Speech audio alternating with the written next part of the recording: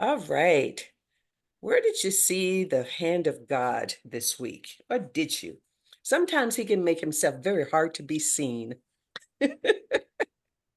Think about your week. Have you seen the hand of God or the face of God in your life at work this week? And it's okay to say no, because like I said, sometimes it's hard to see. All right. We are going to be looking at Jacob. And for those who know the story, sometimes Jacob, it can be a knucklehead and life gets a little complicated.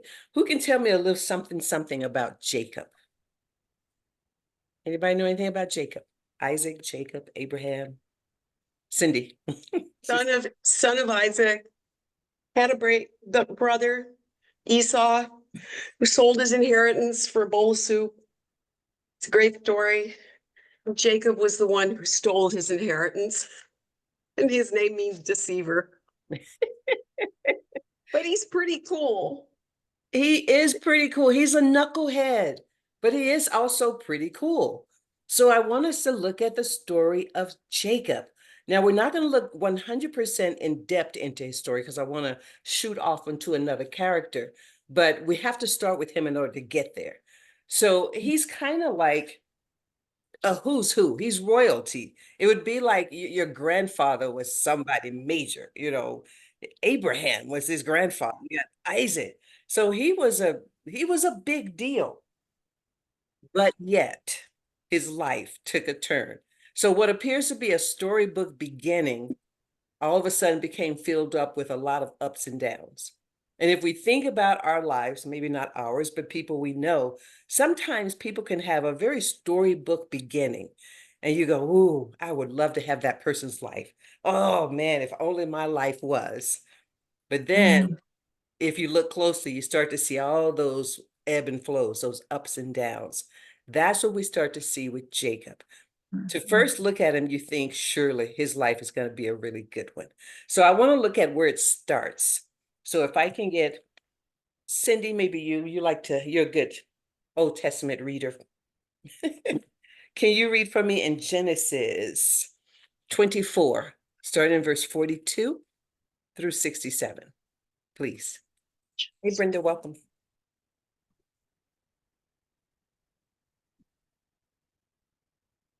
Sorry, I was unmuted. That's okay. Okay.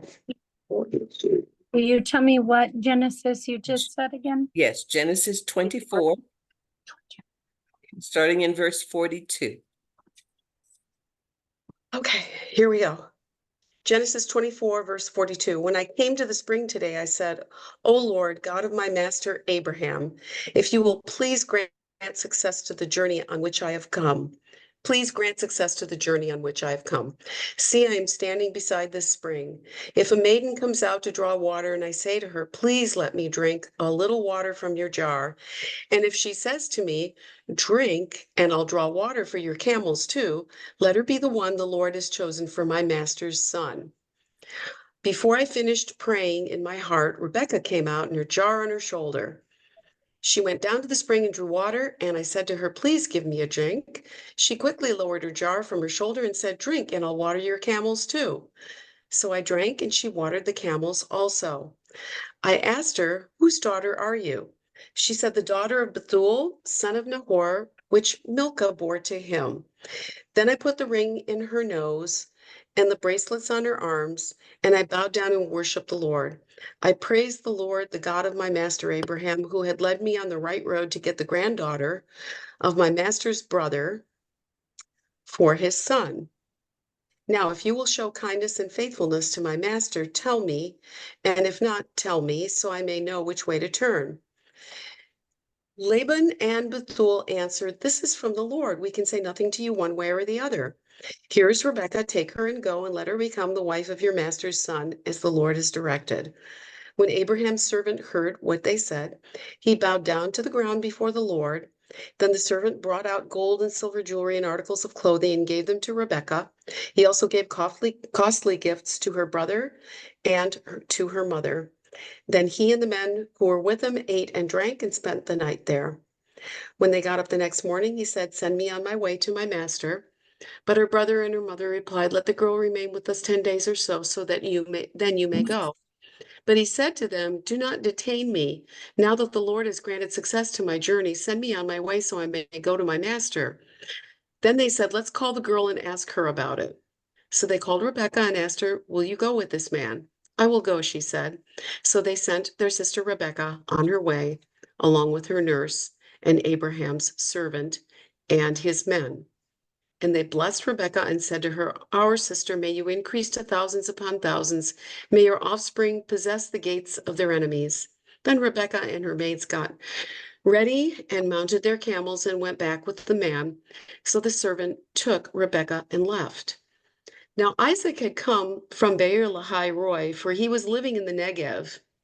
He went out to the field one evening to meditate, and as he looked up, he saw camels approaching. Rebekah also looked up and saw Isaac. She got down from her camel and asked the servant, "Who is that man in the field coming to meet us?" "He is my master," the servant answered. So she took her veil and covered her face. Then the servant told Isaac all he had done. Isaac brought her into the tent of his mother Sarah, and he married Rebekah. So she became his wife, and he loved her, and Isaac was comforted after his mother's death. Okay. So again, storybook beginning. Here we have, he sends his servant to find a wife for his son. And he puts out there, if he's praying to the Lord, if I say this and she says this, this is the one. And right away, he found this woman. He's so excited. Let's go back. So storybook beginning, we can imagine, the violin should be playing and the robes and everything should be flowing. But then we finally get back. So this is going to be Jacob's beautiful wife. And then Jacob's life starts to make some incredible turns, twists and turns. We have the death of Abraham that takes place. We have the whole Jacob and Esau debacle, which is what Cindy had mentioned early on. He was very conniving. He was the deceiver. So he deceived his brother and stole his birthright. What was the importance of the birthright? Margie, someone other than Cindy this time. Make you guys talk to me today. You're muted. There we go. The birthright is an inheritance. When you are the older son, whatever the father had, everything that the father had basically goes to you, the first son, and that's your birthright. And that could be everything. That could be camels, goats, everything, but everything the father had goes to you, including the property. So to give that up for a bowl of soup was kind of wonderful. It's a big deal. It's a big Yes. deal. For those who don't know the story, I'm not going to go back and read this. I'm going to have you go back on your own. But it's a big deal. The birthright is that's the chopping order. So to give that up simply for a bowl of stew is kind of crazy. Cindy. Referenced in the book of Hebrews, I think it's Hebrews chapter 10 or 11. Oh, no, it's 11. And what it's talking about is it's reflecting that action as exchanging your spiritual life for something worldly and cheap. In other words, kind of like trading your inheritance with God for a bowl of soup. And that the bowl of soup is just a euphemism for, something of this world that does not have an eternal value to it. So it's really cool how that's referenced. And Yes. that's what that means. So it has a deeper meaning than just, we don't give inheritances like that. This was in the ancient world, they did that. And so it can almost feel meaningless, but it has spiritual kind of connotations and ramifications. Right. And we're going to see that in Jacob's life as we shoot through this. Like I said, he starts out with this really storybook beginning, but then he starts going into some crazy stuff, deceiving for one, and then he just starts to just kind of go nuts with different things. Now, he has this dream, and I do want us to take a look at that. Jennifer, is that you waving at us? Is that to the baby? All of a sudden, I saw this happening. She was doing this. She's taking care of the baby, for those who are wondering, trying to get him to sleep. All right, let's look at Jacob's dream in Genesis 28. Margie, can you read 10 through 22? It'll start making sense once I start piecing it all together.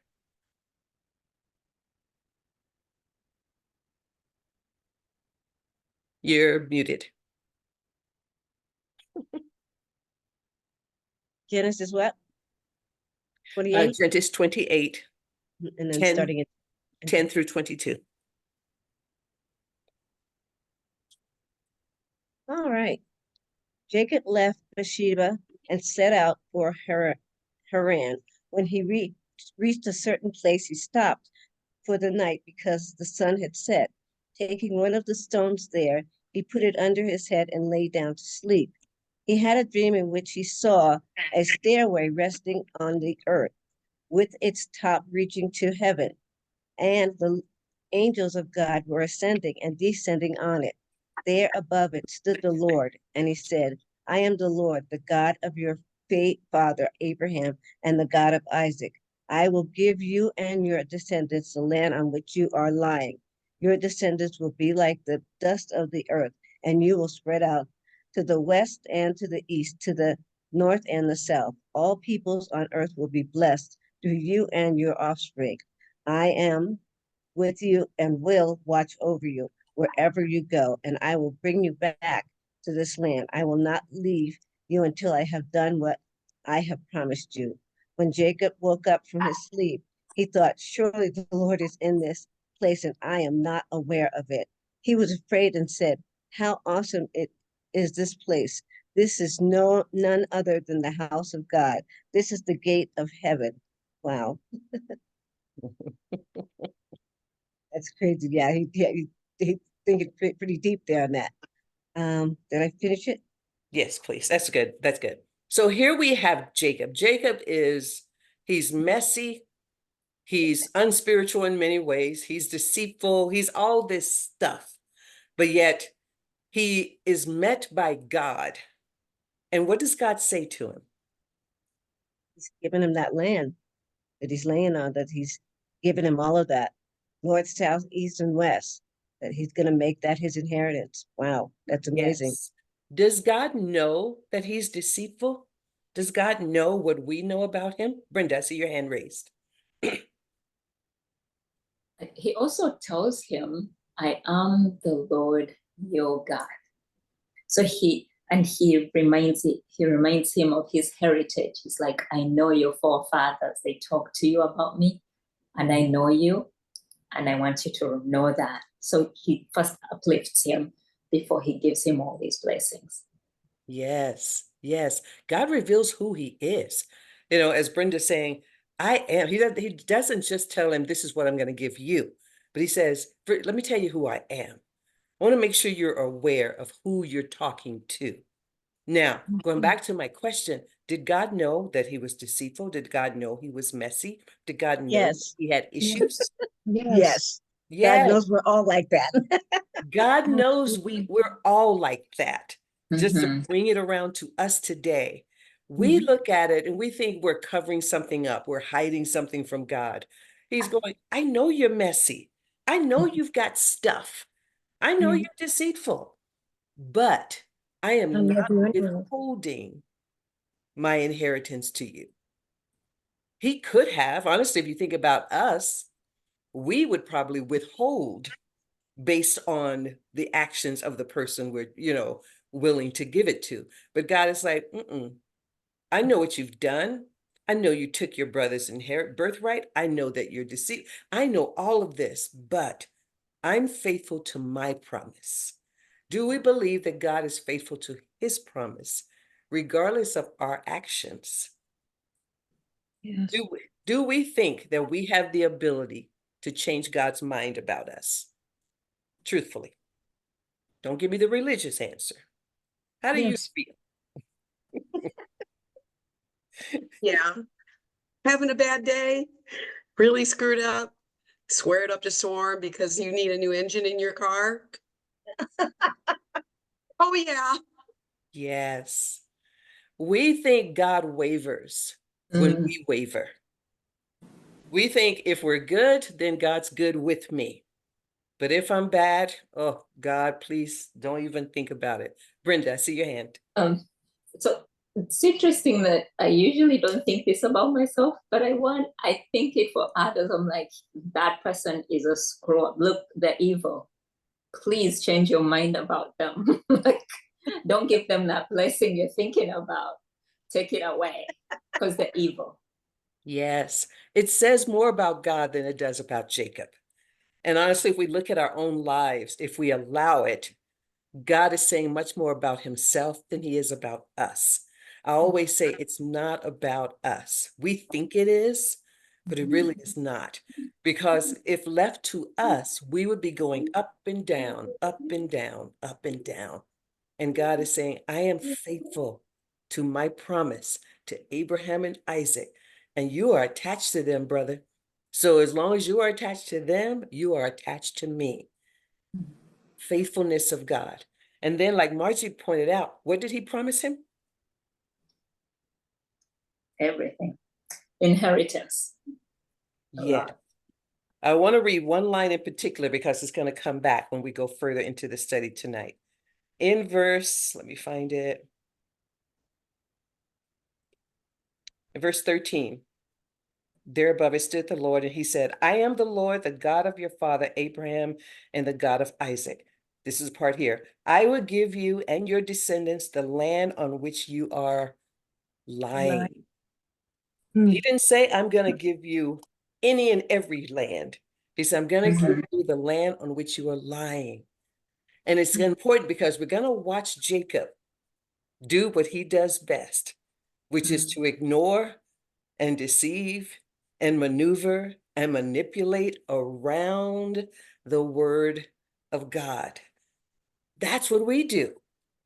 God said, I'm going to give you the land on which you are lying. So he was very specific.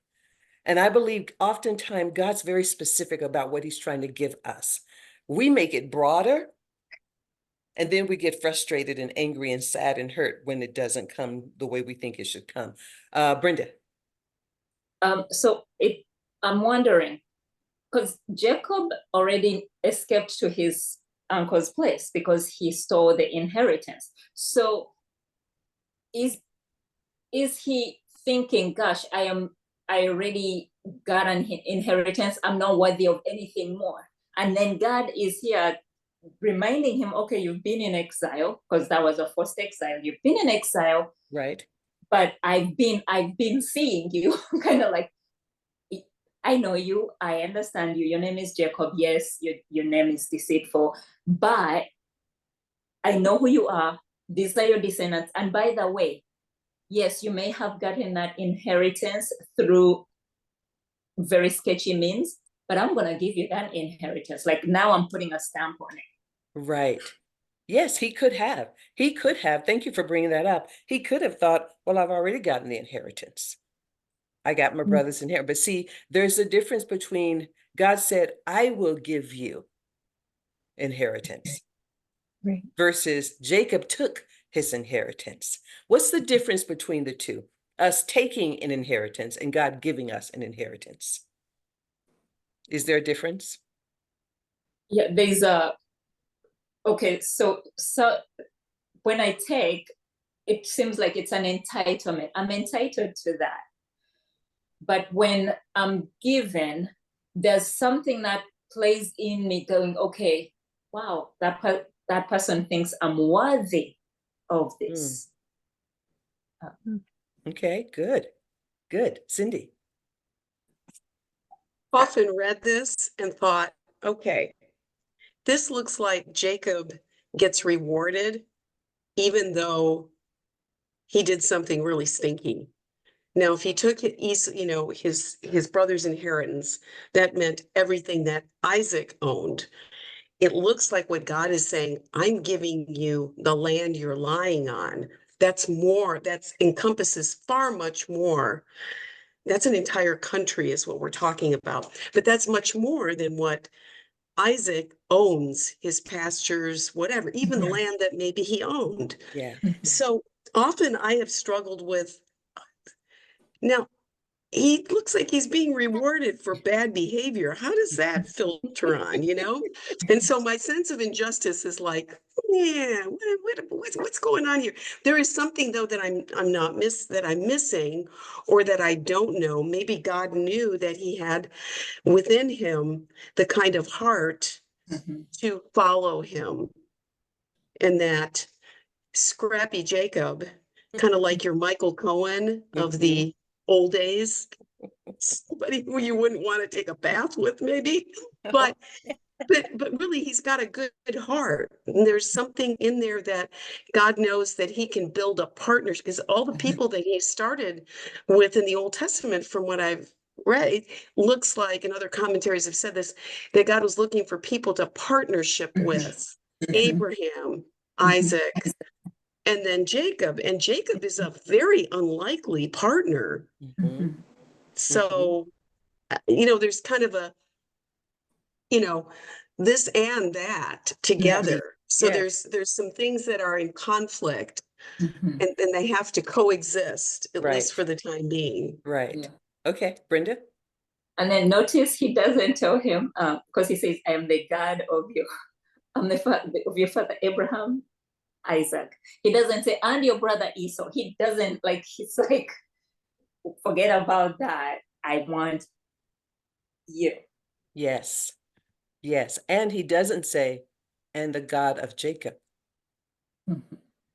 Which we're going to get there in a minute, but I want you to see he is making a statement when he says, I am the God of Abraham and Isaac, but he doesn't say Esau, he doesn't say Jacob.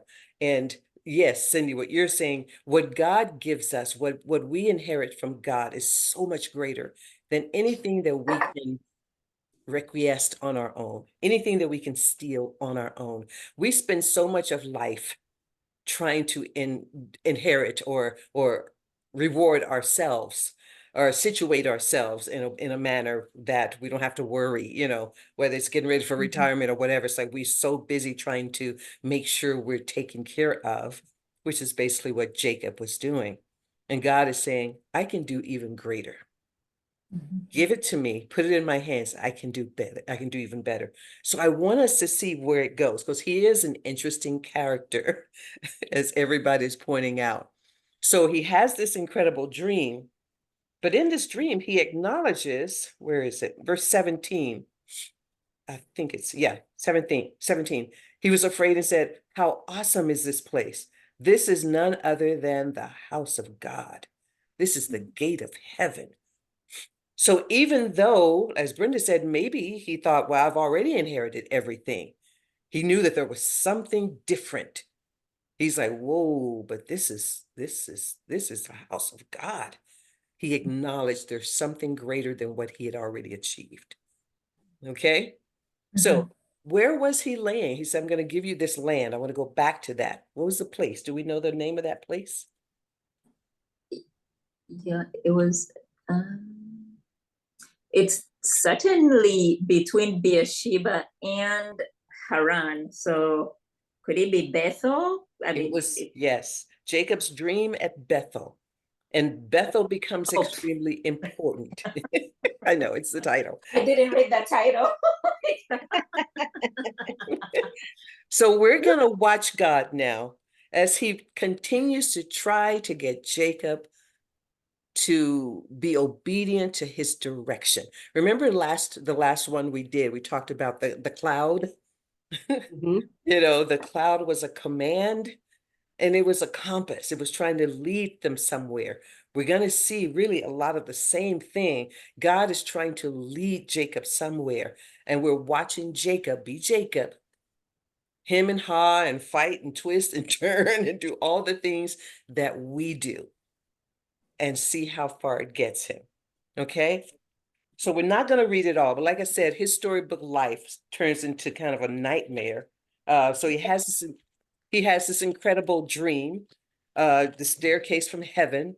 That who has that? No one. So that goes down. He marries Leah and Rachel. I know it was a nightmare and a dream at the same time. He got the girl of his dream. You know, so it's like everything was kind of a dichotomy with him. It was a blessing and a curse, a blessing and a curse. And if you think about it, when we make things happen on our own, it's kind of a blessing and a curse. If it's not from the hand of God, we can go, "Oh, I did it, I did it." Oh, and then God is like, "But I didn't tell you to do that." So we're happy one moment, we're sad the next. We're laughing, we're crying.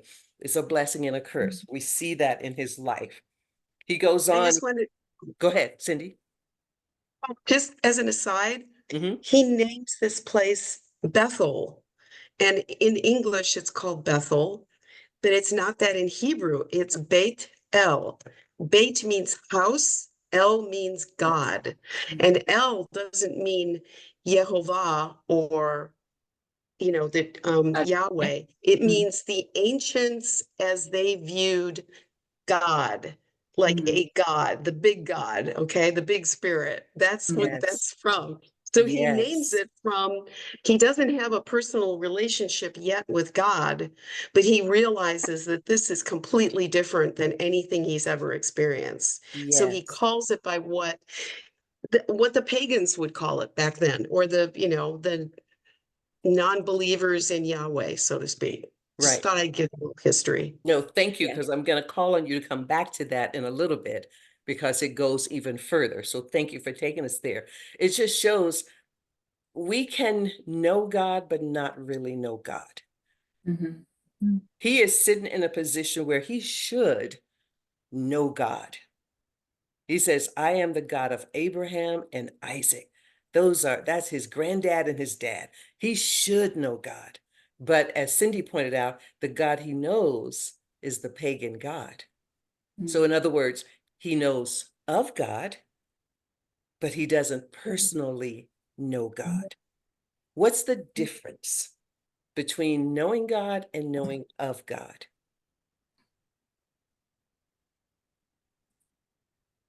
Carol, did I see a hand? Yeah, I think Yes. The difference is that um, everybody kind of knows that there is a higher power. The higher power is God, but having an active relationship with Him is a lot different than knowing of Him, than knowing Him personally and giving your life to Him and knowing about the stories in the Bible and bringing Him into your life is a lot different than just knowing that there is a God. Yes, yes. This is Jacob who should have a personal relationship with him. He's probably had every ample opportunity to have a personal relationship with him. But Mhm. because he kind of maneuvers around things, he simply knows of him. Okay. Thank you, Carol. That was beautiful. All right. Let's look at, again, I'm not reading the whole thing. I'm just skirting because I want to really take us to something different. In Genesis, he has his children. His children are crazy. His daughter gets raped and then they murder some people. It's some insane stuff. So you have to take the time and read it. But now look in Genesis 31. Verse 3. Brenda, can you read that? Just that one liner.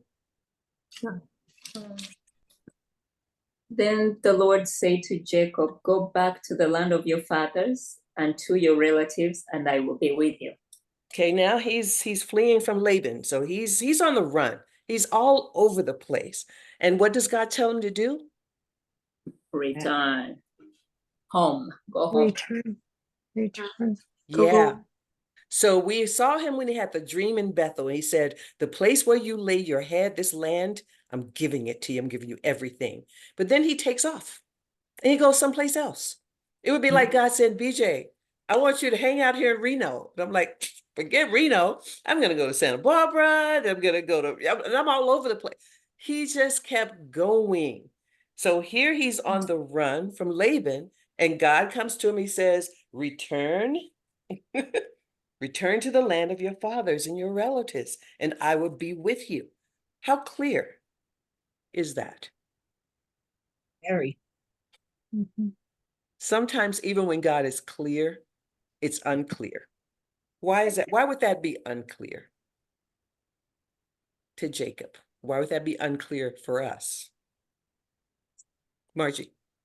His thoughts are not our thoughts. His thoughts are above ours. We don't think on those terms.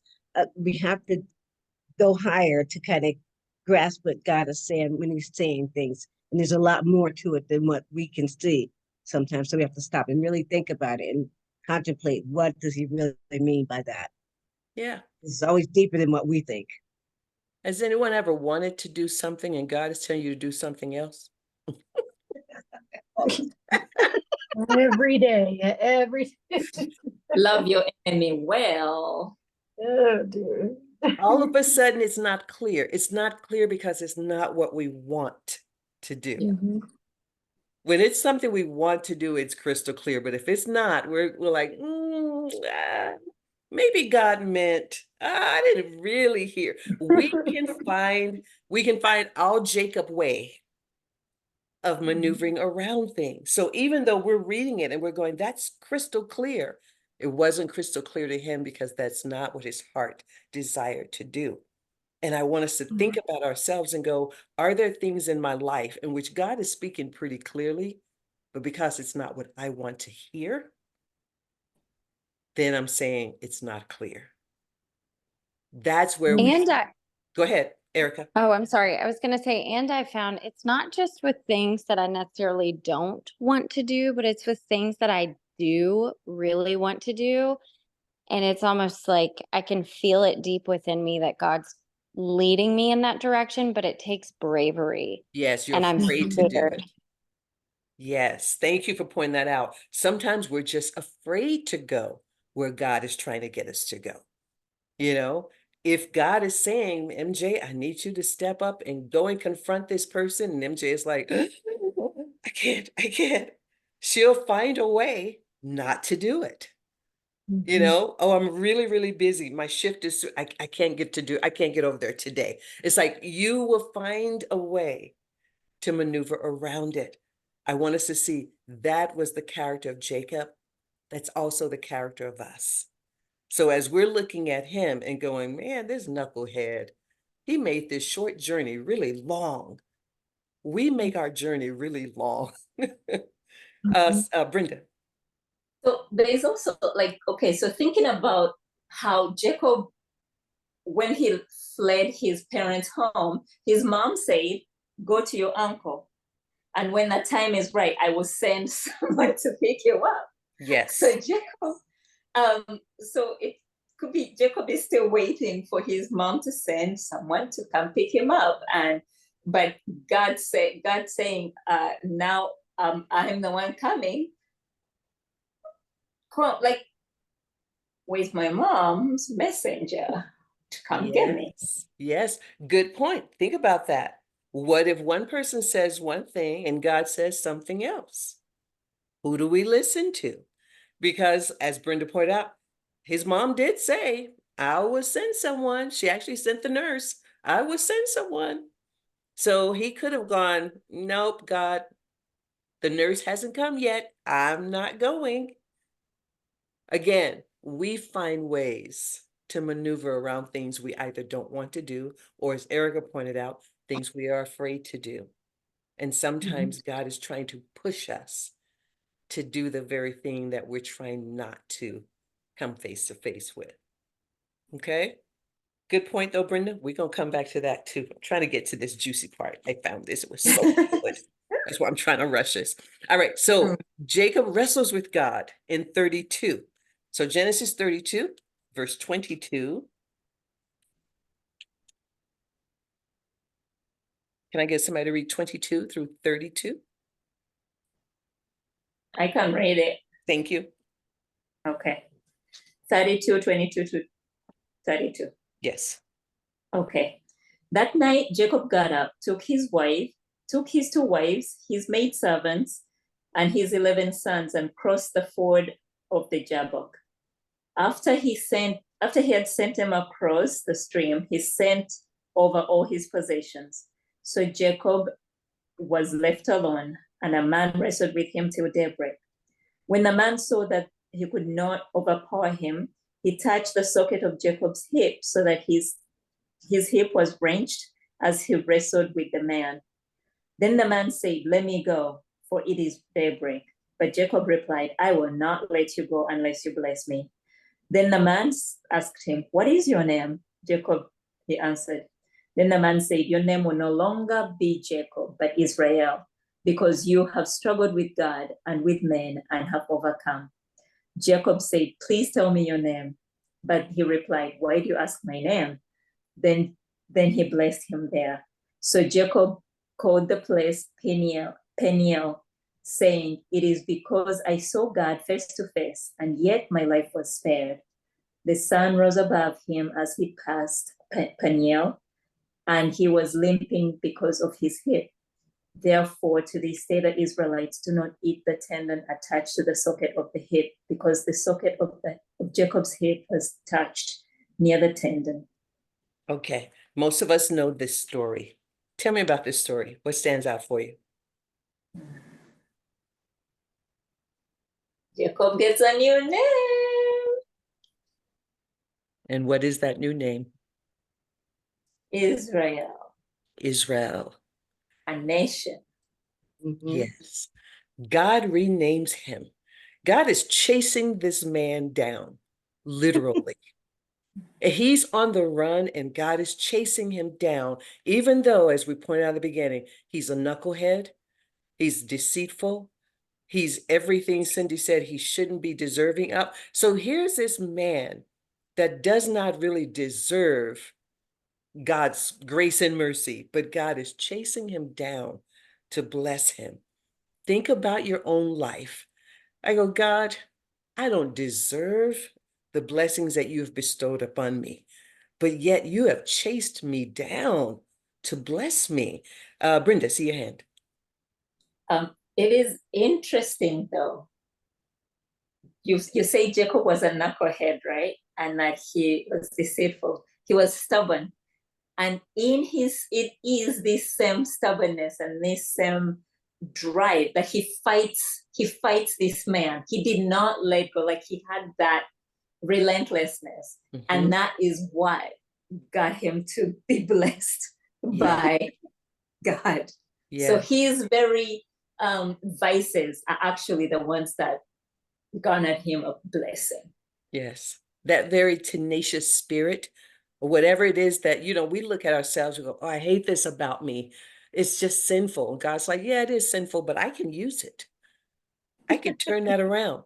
He's using the very thing about Jacob that everybody looks at him and go, oh, he's stubborn, he's tenacious, he's deceitful, and he is all of that. But in the hands of God, God can flip it and make it something positive. MJ. I was gonna say too that this kind of does look like another instance of him taking, unless I'm reading it wrong. But when he kind of like conned his way into the inheritance, and then he's saying, "Let me go," and he's like, "I won't unless you bless me." So it's like another way that like he himself is like taking the extra blessing.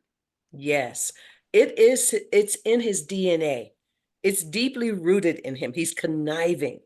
He's manipulative. It's deeply rooted in him. And each and every one of us, we have something that's deeply rooted in us. But it doesn't scare God. God will change it. He will call us to change it, just like he's calling Jacob to change it. But it doesn't scare him.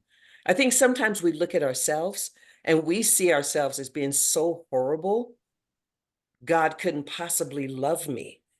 And he's going, what are you talking about? That's how you see you. That's not what I see. I see all of those crazy things, but I can take that and I can mold it and make it into something different, which is what he's going to do, which is what he's going to do with us, is what he does with Jacob. But yes, we see Jacob's character, as MJ pointed out, still at work. Well, God, if you do this, I'll do this. Well, God, if you do this, I vow, he says it a few different times in the book, I vow to do this. Because he's gotten away with it in the world, he thinks he can get away with it spiritually. We do the same. If we can get away with something in the world, we think we can pull that same thing off on God. Margie. Because we think we're in control. We keep forgetting we are not in control. God is in control. And when we look at ourselves, we want to condemn ourselves, but we have to look at ourselves through what God sees, because God sees a lot more. He's given us all these qualities, all these traits, all these things, all these talents. And rather than letting them go to waste, which we would do most of the time, he says, no, I'm going to use this like he did with Jacob. He's using all those things to make a better person out of him, to give him more than what he had thought he would deserve. And I thought that was really cool, that God is saying, I know you have quality. I know there's something I knew I can use. He didn't just give up on him. He said, no, I'm going to use those things. Those things that may look like something that's a disadvantage become an advantage. And Yes. his advantage was that he was tenacious. He was Yes. not letting go. He was not going to say, nope, I'm not doing that. Not till you Good. bless me. Good. All right. I want to make this twist because it gave me chills this week as I was studying it. Before we get there, look in Genesis 35. This is when Jacob finally relents. So we're in Genesis 35, 1 through 15. Who wants to grab that? We can have a repeat. Cindy, I'm thank happy to. Okay. Okay. So 35, 1 through. you. Through 15. Okay. Then God said to Jacob, go up to Bethel and settle there and build an altar there to God, who appeared to you when you were fleeing from your brother Esau. So Jacob said to his household and to all who were with him, get rid of the foreign gods you have with you and purify yourselves and change your clothes. Then come, let us go up to Bethel, where I will build an altar to God, who answered me in the day of my distress and who has been with me wherever I have gone.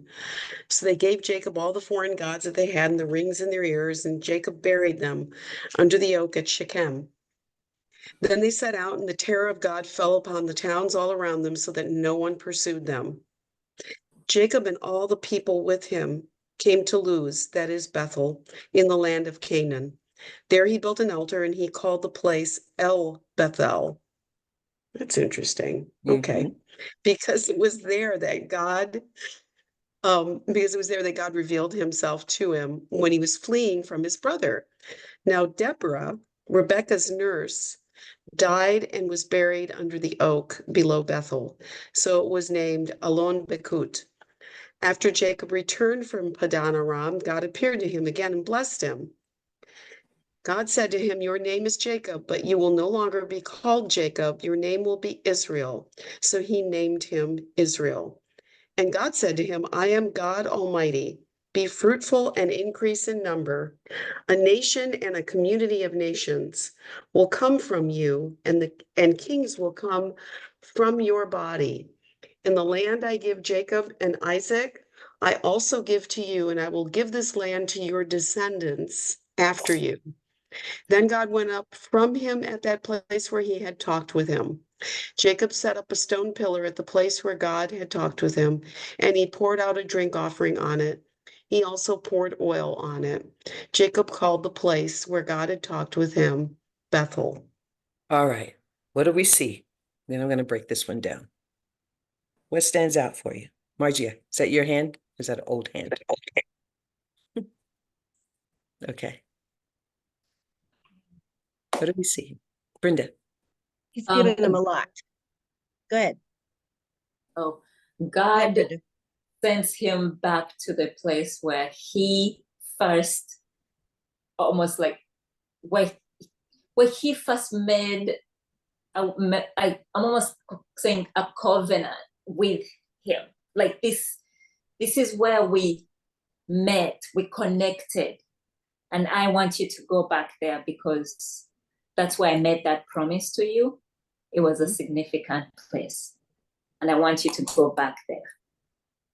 Good. God took him back to the first place where their relationship began, the covenant that he made with him. Margie, is that a hand? No? Go ahead. Yeah, sorry. No, I just kept saying you're reading. Who else? What do you see? What stands out for you? Thank you, Brenda. Oh, wait, Rebecca's nurse. Oh, she Yeah. died.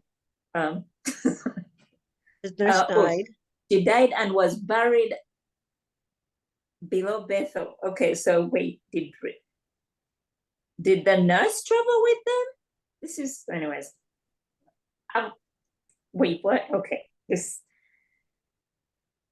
Good, good. I want to jump on that. There are only 2 mentions of this woman in the Bible. This is one, and in the beginning, remember I said it started out as a storybook tale. Right. And when he came to find a wife, he said he got Rebekah and her nurse. Yes. No Nurse. name, no Mhm. name, just Rebekah Mhm. and her nurse. And now we have her name. Mhm. How many women do we know of that actually get a burial in scripture? Sarai, Rachel, Mhm. this nurse Deborah, Mhm.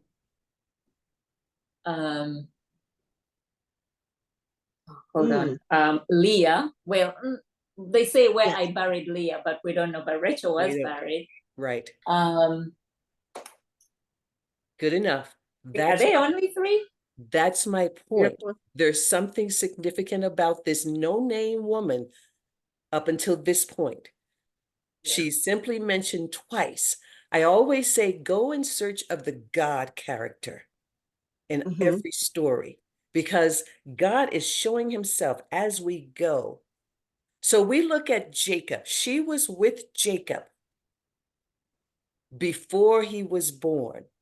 So Right. I started to just kind of trace back through some Jesus scriptures, and with things that Yeah. started to come to me.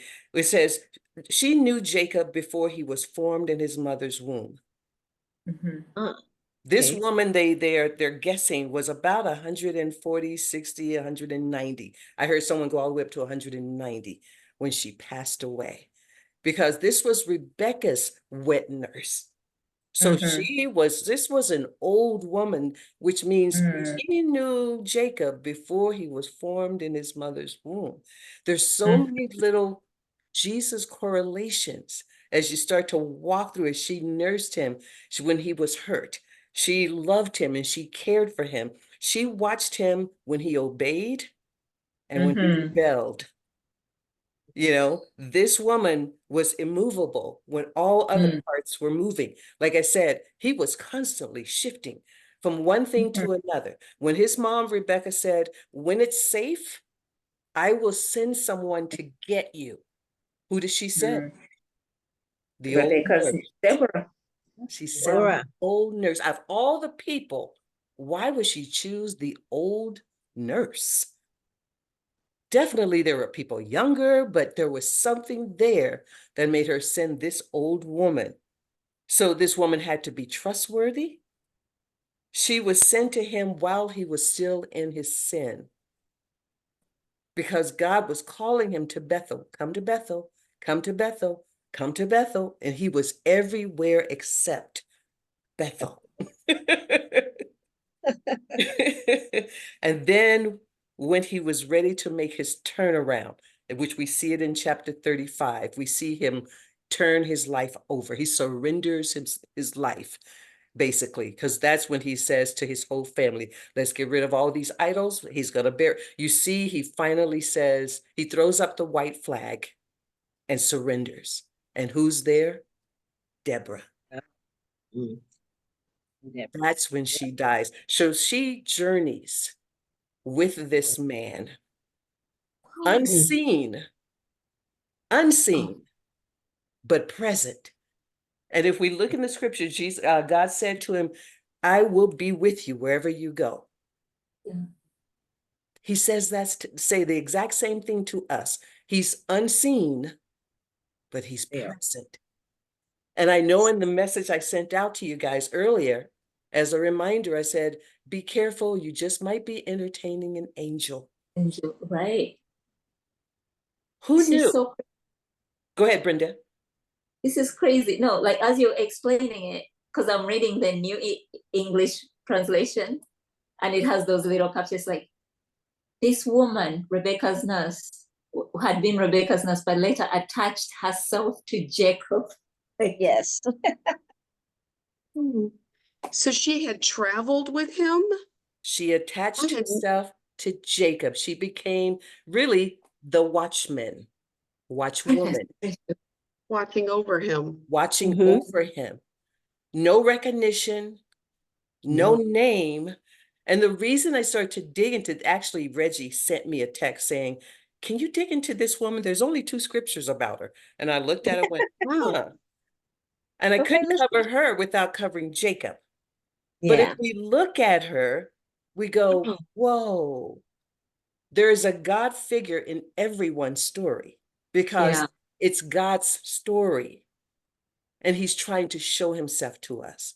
So if we look at her through that lens, you go, oh, God often remains silent in all of our or he appears to be silent in all of our crazy. Jacob was crazy. He was out there killing people, beating up folks. He was doing some stupid stuff. And God, at times, as Cindy said, it seems like he was getting away with things. At times, it looked like God was just silent, but God was quietly at work. We just couldn't see the work. You look at it was 30 years between the time Jacob wrestled with God and the time he came to Bethel. Wow. 30 years. Now, it was actually a 30-mile journey, but it took him 30 years to get. Wow. Think about us. We always want to bring it around to something personal. We go on our own journeys. God's been calling us, and some of us, it was a 30-mile journey, and it took us 30 years to finally throw up that white flag and say, I surrender. Because Jacob is us, we are him. We're conniving, we're stubborn, we're deceitful, we're tenacious. We don't want to do things that God, you know what I mean? We're him. But our God is faithful to himself, that he waits for us. He doesn't leave us. Even when we deserve for him to turn his face to us, he doesn't. He stayed in Jacob's life when most of us would have walked away, if we're honest. We would have walked away from this dude. God kept coming back saying, go to Bethel, go to Bethel, go to Bethel. When he finally got there, Cindy, you stressed it when you read it. He went to El Bethel. Mm-hmm. What's the difference? Any idea? So it's the God of Bethel. Yeah. God of So which God means of that, house of God. It's yeah. almost like a reinforcing in the language Yes, to me. yes. It's now the God. Because up until now, Jacob had all sorts of idol gods and pagans. And until he finally said, enough is enough. And he dug that hole and he buried all of that junk. And when he said, El Bethel, he's saying there is one God and one God only. Now, I don't know if it says it in some of the scriptures in the commentary, you have to read it.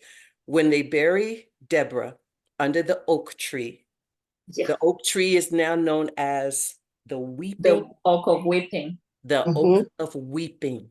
Why do you Yes. think? And a lot of the scholars are trying to figure out why Jacob would cry over the burial of this woman, because it doesn't show that he cried over Isaac.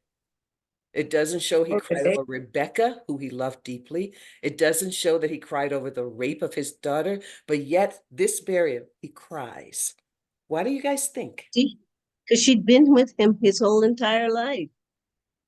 She knew him from the time he was born until she died.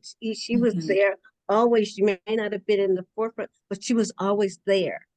To have that person that's been there all that time now just be gone, that would make you cry. That would definitely make you cry.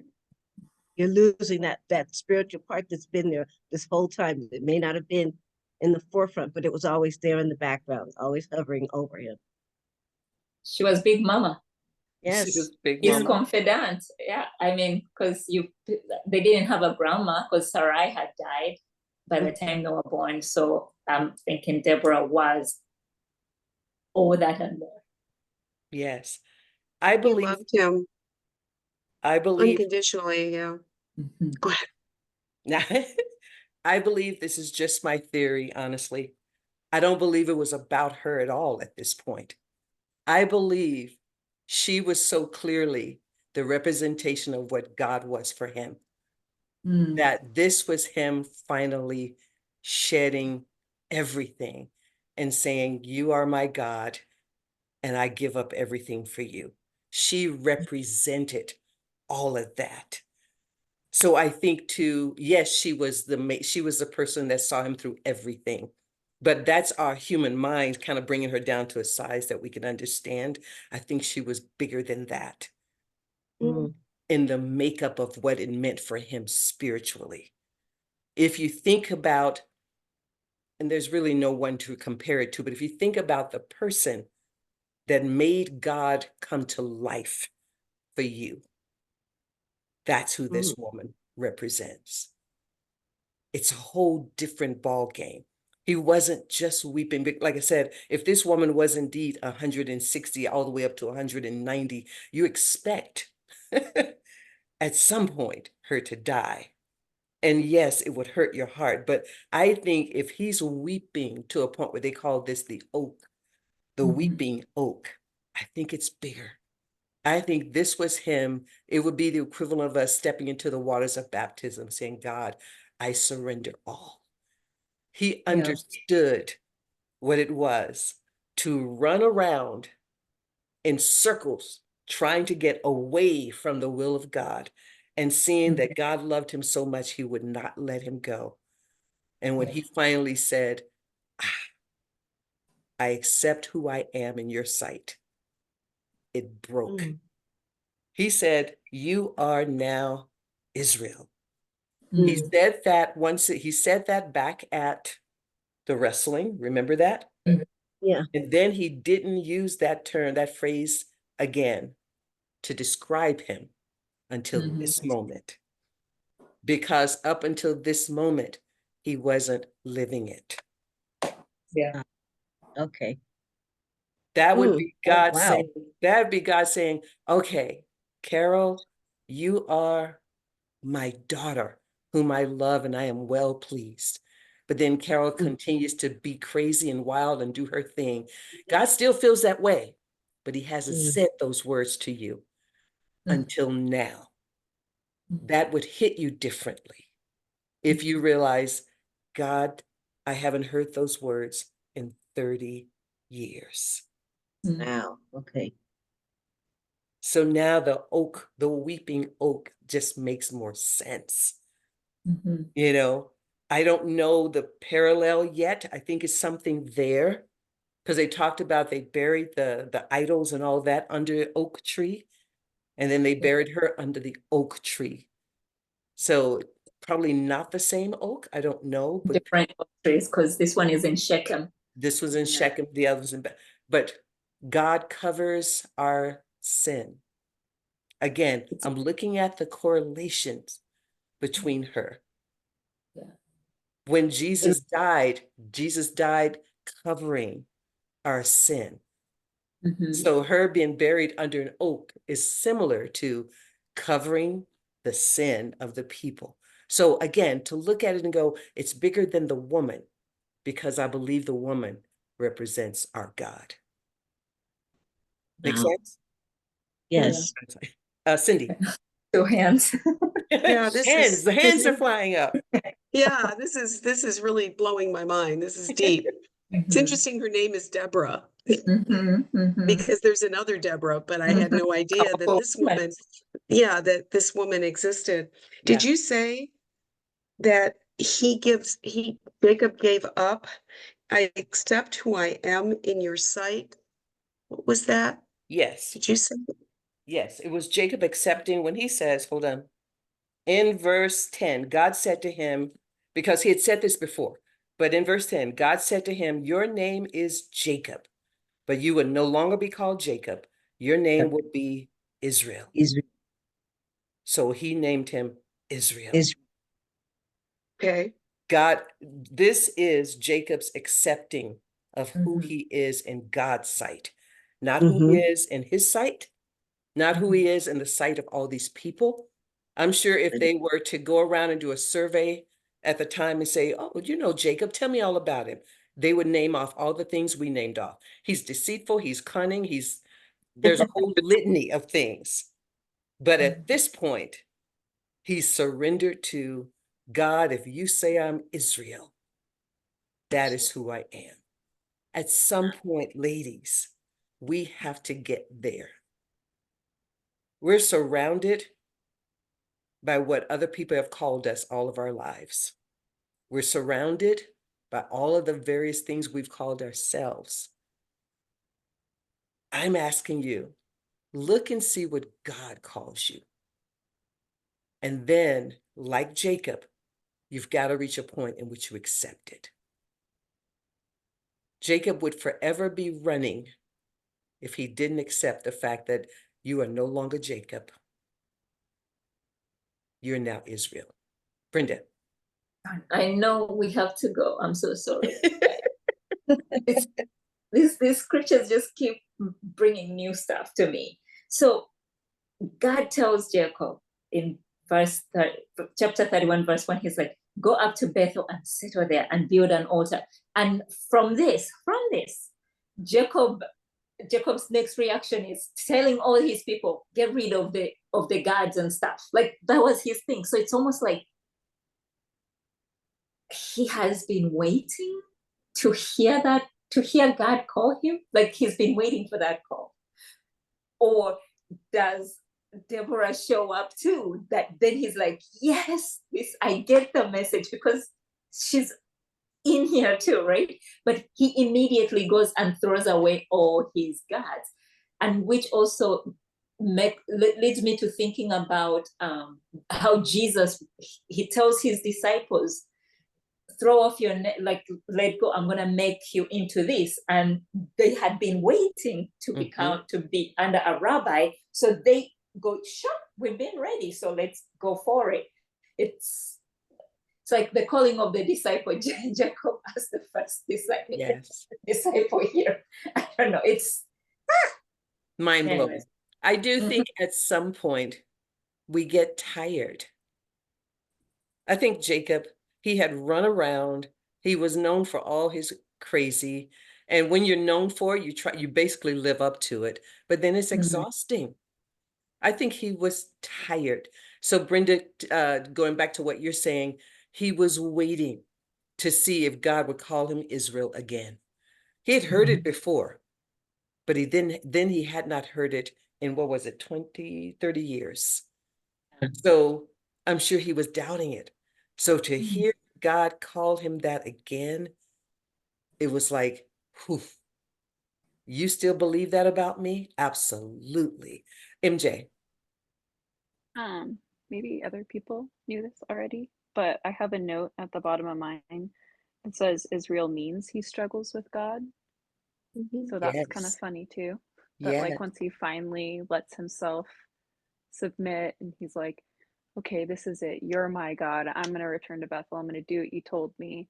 Then he's like, all right, you're no longer your own identity, but you are your own identity. Yes. Like he was Jacob, known for all these things. And he's like, all right, I'm going to rename you for what you're known for. Yeah. And it wasn't bad was that he struggled with God. God himself was acknowledging, you struggle with me, but that's okay. You're at least fighting with me. Guys, some of us, we're Israel, we struggle with God, but we pretend we don't. He didn't pretend. He's like, I struggle with God. He questioned everything. He pushed back. He go, you're not gonna go until you bless me. He fought with him. We have to, if we're gonna be bold and tenacious and stubborn and all of that, let's at least fight on the right side. Jacob ended up Yes. fighting, but he was fighting on the right side. Yeah. I think he had grown weary and exhausted of fighting the wrong way. and prayerfully in life, we reach a point where we're just worn out, fighting the wrong way. And then God is saying, now that you're done fighting the wind, beating the wind, I want you to stop and realize I'm still here. I told you I would be here wherever you went. I'm still here. You didn't run me off because you said some crazy bad words. You didn't run me off because you yelled at someone in traffic. You didn't, we think we run God off. He's like, no, I'm still here. I'm calling you to change, but I'm still here. And you are still who I said you were. Now, are you ready to live that? That's Jacob. But then when you plug Deborah into that as the God figure that I believe she represents, it blows your mind. So from She died right after. She died right after he came. Right after. She's so like her purpose had been served. It is She was finished. done. It is Yes, finished. it is finished. That's It is right. Mission is finished. completed. That was the final thing I put on my page. It is finished. Again, you look at the Jesus correlations, you go, wow. He loved us while he came for us while we were in our sin.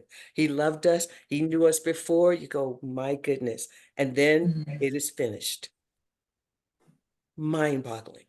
But keep your eyes open because we could very well be walking around entertaining angels and we don't even know it. There's no way. As we read this story, she wasn't even a blip on the radar when we read it. I wanted to make sure we read the scripture in the beginning that says she was there, and then the end. But that's it. She's a bookend in this story, the beginning and the end. And we would totally not recognize her at all.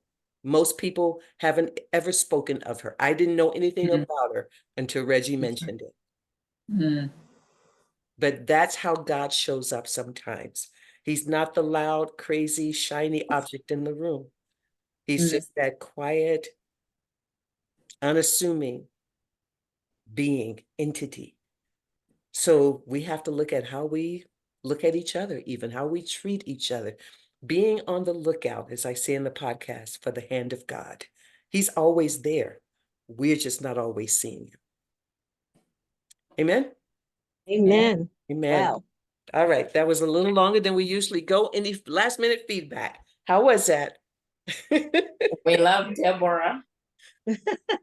It's Deborah. Deborah, Awesome. Deborah. Yeah, some good stuff. Yes. It's my middle name, so I pronounce it the way the Jewish people do. They Okay. pronounce it Deborah. Deborah it is then.